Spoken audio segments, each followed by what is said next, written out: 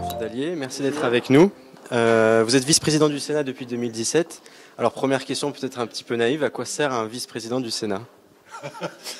À suppléer le président du Sénat, présider la séance notamment, et puis à ce titre-là, mais à ce titre-là seulement, je m'occupe des relations internationales du Sénat. Donc voilà, donc j'accueille beaucoup de personnalités étrangères.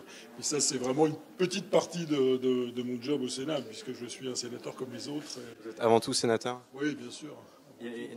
En tant que sénateur d'ailleurs, quel est votre ressenti par rapport à ce mouvement qu'il y a en France sur la remise en question du Sénat et de son utilité?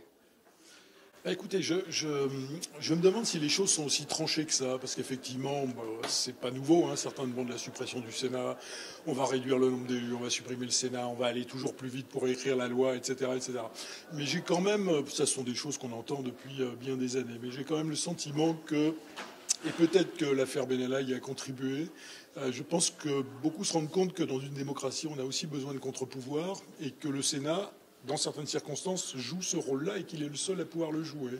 Donc je pense que les choses sont peut-être un peu en train de changer dans l'opinion de certains. Mais là où vous voyez un contre-pouvoir, l'exécutif parle de mauvaise séparation des pouvoirs. Qui a raison? Je pense que là-dessus, écoutez, tous les profs de droit constitutionnalistes, et je pense que vous avez regardé ça, je n'en ai pas trouvé un qui ait donné raison à Madame la garde des Sceaux lorsqu'elle s'est exprimée pour critiquer le travail qu'a fait le Sénat.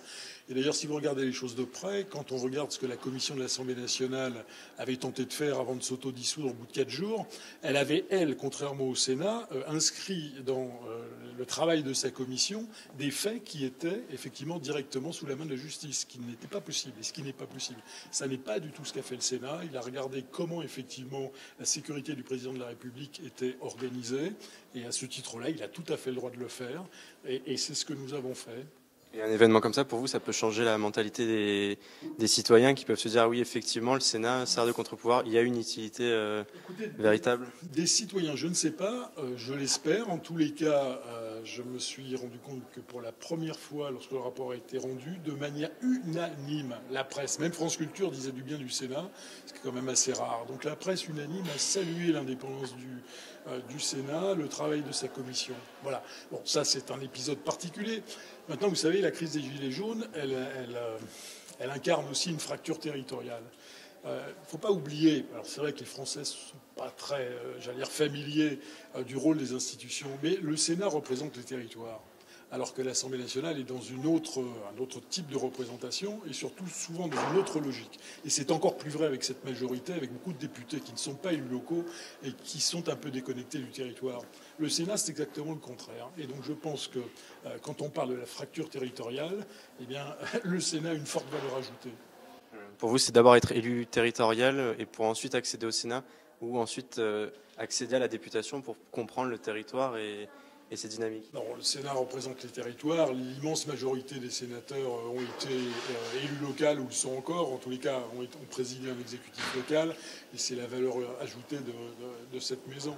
Et à ce titre-là, le cumul des mandats, vous voyez ça comment? Est-ce que c'est positif ou négatif? Je pense qu'on est allé trop loin. Le président de la République est en train de s'en apercevoir d'ailleurs, puisqu'il semble que le sujet pourrait revenir sur la table. Moi, j'ai toujours dit que être maire d'une très grande ville ou présider un département ou une région, c'était effectivement incompatible avec un mandat de parlementaire. On ne peut pas être au four et au moulin, mais être maire d'une commune moyenne ou petite ou adjoint au maire d'une commune moyenne, franchement, je pense que c'est tout à fait praticable et qu'il y a un grand intérêt d'être parlementaire et élu local, c'est-à-dire d'avoir les mains dans le cambouis. Ça évite effectivement d'être un peu trop déconnecté de la réalité. Merci beaucoup. Merci.